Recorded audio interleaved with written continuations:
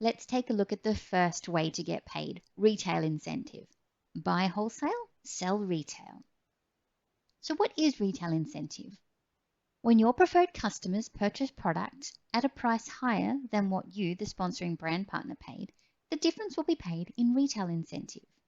New Age automatically collects the difference between the price offered and wholesale price and pays retail incentive weekly as long as you are commission qualified. So you set up your subscription, sell product at recommended retail price, and earn retail incentive. Let's have a look at an example. So as a brand partner, you have your subscription set up on your account, which gives you access to wholesale pricing.